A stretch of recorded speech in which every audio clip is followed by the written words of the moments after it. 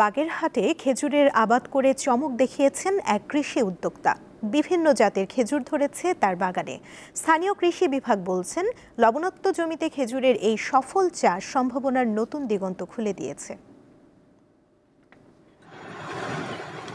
হঠাৎ দেখে মনে হতে পারে মধ্যপ্রাচ্যের কোনো দেশের খেজুর বাগানেটি, কিন্তু এ দৃশ্য বাংলাদেশের উপকূলীয় জেলা বাগেরহাটের। থোকা থোকা খেজুরে ভরে উঠেছে গাছগুলো। কৃষি উদ্যোক্তা জাকির হোসেনের শখের এই খেজুর বাগান এখন পরিণত হয়েছে সফল বাণিজ্যিক প্রকল্পে। নিজের 15 বিঘা জমিতে গড়ে তুলেছেন চমৎকার খেজুর বাগান। এই খেজুর গাছে যে গন্ডার নামক একটা পোকা আছে, এই গন্ডার পোকা আমার বাগানকে খুব ক্ষতিগ্রস্ত করছে। খেজুর ঢাকার জন্য যে এই পলি কাগজের যে ব্যাগ, এইটা যেন আমদানি করার ব্যবস্থা করেন।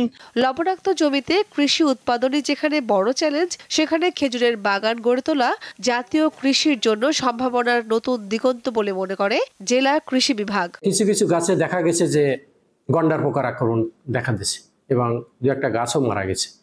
যেহেতু আমাদের এখানে এবং সৌদির জলবায়ু পরিবর্তনের কিছুটা পার্থক্য আছে, এই কারণে এখানে পোকামাকড়ের আক্রমণ দেখা দিতে পারে। আমরা যদি খোল পচাইয়ে ওই গাছের উপরে রাখতে পারি, তাহলে কি হবে, গন্ডার পোকা ওই গন্ধে বাইরে চলে আসে, তখন গন্ডার পোকা ধরে আমরা বাইরে মেরে ফেলতে পারি। এটা খুব সহজ পদ্ধতি। জাকিরের বাগানে মরিয়ম, সুকারি, আম্বার ও বারহি জাতের অন্তত 400 খেজুর গাছ রয়েছে। এবছর ফল ধরেছে প্রায় 80টি গাছে।